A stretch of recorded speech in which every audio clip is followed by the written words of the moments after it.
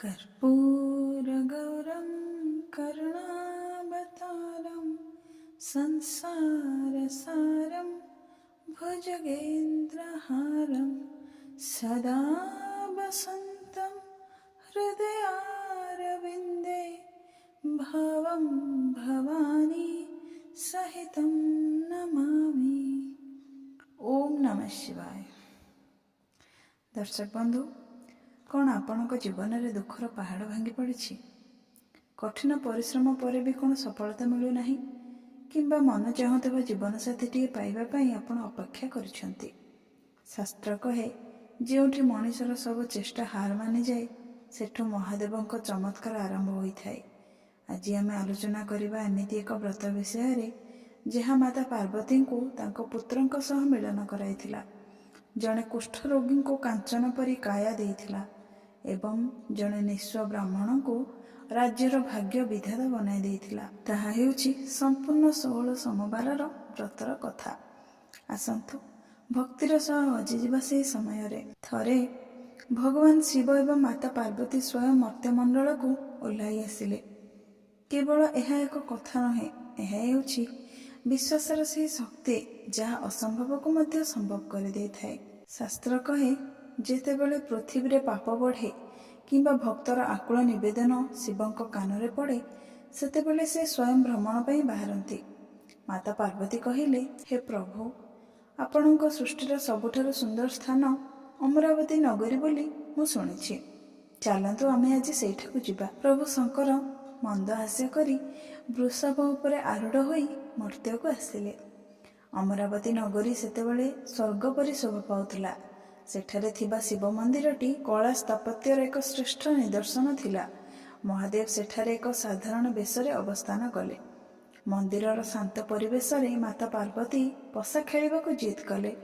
खेल आरंभ हेबा पूर्वरु सेठाकर पूजक आसी पहुँचिले। पार्वती पचारिले, हे ब्राह्मण, तुमे तो बहुत ज्ञानी, कुह ए खेल रे कहार विजय हेबो? पूजक जनक भय और भक्ति रे कहिले, माता, प्रभु त्रिलोकनाथ को किए हराई पारिबो? जय निश्चय महादेवंकर हेबो। किंतु परिणाम उलटा हेला। पार्वती जीति गले। क्रोधित होई माता कहिले, तुमे जानी शुणी मिथ्या कहिल, तेणु तुमे कुष्ठ रोगी होई एही मंदिर प्रांगण रे पड़ी रुह। वर्ष वर्ष धरी पूजक कष्ट भोगिले।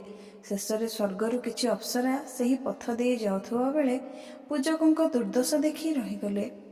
अप्सरा पचारिले, हे पुजारी, आपण एही अवस्था केमिति आ काहेकि? पूजक समस्त वृत्तांत अप्सरा मानंकु कहिले। अप्सरा माने कहिले, दुख करंतु नाही, मनुष्य जन्म रे कर्मफल भोगिबाकु पड़े, किंतु महादेवंक कृपा सबुठारु बड़। आपण 16 सोमवार व्रत करंतु, एहार शक्ति अपार अटे। एहा सहित आपण मानकु भी मु जणाई देउछि सोमवारर व्रतर पूजा विधि एवं नीति नियम कौन रही। प्रथम सोमवार रे ब्रह्म मुहूर्तर उठी जल रे कला राशि पकाई स्नान करिवे। अधा सेर गहम गुंडरे घी और गुड़ मिसाई पंजीरी बा चूना तैयारी करिवे। एहाकु 3 भाग करिवे। शिवलिंग रे बेलपत्र, दूतरा फूल, चंदन और पंचामृत अर्पण करिवे। 16टी दीप जालिबे। गोटिए भाग निजे पाइबे, द्वितीय भाग मंदिर रे देबे एवं तृतीय भाग गरीब बा बालक मानक बांटी देबे। एही 16 सप्ताह जाए कहा उपरे क्रोध करिवे नाही एवं ब्रह्मचर्य पालन करिवे। पूजक जनक अति निष्ठार सह ठीक एही नीति नियम हिसाब रे व्रत पालन कले। 16 सप्ताह पर तांको शरीर सुवर्ण परी चमकिबाकु लागिला। रोग संपूर्ण भल होइगला। दिने प्रभु और माता पुणी सेठाकु आसिले। पूजकों को देखि माता पार्वती विस्मित होइगले। से पचारिले, तुमे मोर अभिशापरु किपरि मुक्त हेल? पूजक पाद तले पड़ी व्रतर महात्म्य कहिले। एहा सुनी पार्वती मन रे निज पुत्र कार्तिकेयଙ୍କ प्रति ममता जागी उठिला। कार्तिकेय माताଙ୍କ उपरे अभिमान करी कैलाश छाड़ी चली जाइथिले। माता पार्वती निजे ही व्रत करने संकल्प नेले। माता पार्वती व्रत शेष करने मात्रे कार्तिकेयଙ୍କ हृदय रे परिवर्तन हैला। से निजे प्रवृत्त भावे माता पाखक फेरी आसिले। कार्तिकेय पचारिले, माँ, क्यों शक्ति बल रे आपण मते टाणी आनिले? माता व्रतर महात्म्य बुझाइले। କାର୍ତ୍ତିକେୟଙ୍କର ଜଣେ ଗରିବ ବ୍ରାହ୍ମଣ ବନ୍ଧୁ ଥିଲେ। ସେ ସବୁବେଳେ ଦୁଃଖରେ ରହୁଥିଲେ। କାର୍ତ୍ତିକେୟ ତାଙ୍କୁ ଏହି ବ୍ରତ ବିଷୟରେ କହିଲେ। ସେ ଗରିବ ବ୍ରାହ୍ମଣ ବ୍ରତ କରିବା ପରେ ଏକ ରାଜ୍ୟକୁ ଭ୍ରମଣରେ ଗଲେ। ସେଠାରେ ରାଜାଙ୍କ କନ୍ୟାର ସ୍ୱୟଂବର ଚାଲିଥିଲା। ରାଜା ଶପଥ କରିଥିଲେ ଯେ ହାତୀ ଯାହା ବେକରେ ମାଳ ଦେବ ରାଜକୁମାରୀ ତାଙ୍କୁ ହିଁ ବିବାହ କରିବେ। ସେହି ଗରିବ ବ୍ରାହ୍ମଣ ଜଣକ ଭିଡ଼ ଭିତରେ ଠିଆ ହୋଇଥିଲେ। ହାତୀ ଆସି ସିଧା ସେହି ବ୍ରାହ୍ମଣଙ୍କ ବେକରେ ମାଳ ପିନ୍ଧାଇ ଦେଲା। ବ୍ରାହ୍ମଣ ଜଣକ ରାଜକୁମାରୀଙ୍କୁ ବିବାହ କରି ସେହି ରାଜ୍ୟର ଜାମାତା ହେଲେ। ରାଜକୁମାରୀ ଆଶ୍ଚର୍ଯ୍ୟ ହୋଇ ଦିନେ ପଚାରିଲେ, ସ୍ୱାମୀ, ଆପଣ ଏପରି କି ପୁଣ୍ୟ କରିଥିଲେ ଯେ ହାତୀ ସମସ୍ତ ରାଜପୁତ୍ରଙ୍କୁ ଛାଡ଼ି ଆପଣଙ୍କୁ ବାଛିଲା?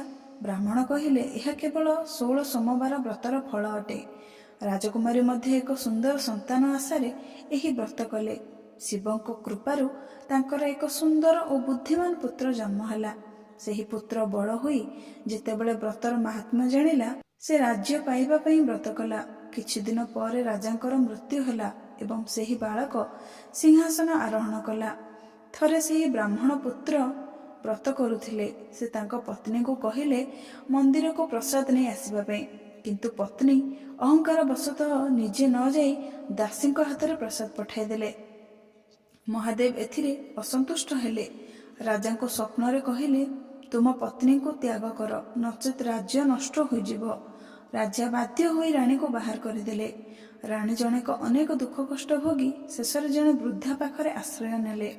ସେଠାରେ ସେ ଯେଉଁ କାମ କରୁଥିଲେ ସେଥିରେ ଅମଙ୍ଗଳ ହେଉଥିଲା। ବୃଦ୍ଧା ଜଣକ ଜଣେ ଜ୍ଞାନୀ ସାଧୁଙ୍କ ପାଖକୁ ତାଙ୍କୁ ନେଇଗଲେ। ସାଧୁ କହିଲେ, ମା, ତୁମେ ଜାଣିଶୁଣି ଶିବଙ୍କ ଅପରାଧ କରିଛ। ତୁମେ ପୁଣି ଥରେ 16 ସୋମବାର ବ୍ରତ କର। ରାଣୀ ପଶ୍ଚାତାପ କରି ବ୍ରତ କଲେ। ଫଳସ୍ୱରୂପ ରାଜାଙ୍କ ମନରେ ପୁଣି ପ୍ରେମ ଜାଗ୍ରତ ହେଲା ଏବଂ ସେ ତାଙ୍କୁ ସମ୍ମାନର ସହ ମହଲକୁ ଫେରାଇ ଆଣିଲେ। ଏହିପରି ଭାବେ ଯିଏ ନିଷ୍ଠାର ସହ 16 ସୋମବାର ବ୍ରତ କରେ ତାର ଅସାଧ୍ୟ କାର୍ଯ୍ୟ ମଧ୍ୟ ସାଧନ ହୁଏ।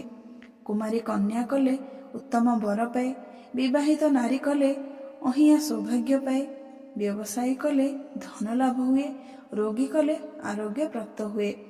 ହେ ପ୍ରଭୁ ଭୋଳାନାଥ, ଯେପରି ସେହି ପୂଜକ ବ୍ରାହ୍ମଣ ଓ ରାଣୀଙ୍କ ଦୁଃଖ ଦୂର କଲ, ଏହି କଥା ଶୁଣୁଥିବା ସମସ୍ତ ଭକ୍ତଙ୍କ ମନସ୍କାମନା ସେହିପରି ପୂର୍ଣ୍ଣ କର। ଏହା ଥିଲା ମହିମାମୟ 16 ସୋମବାର ବ୍ରତର କଥା।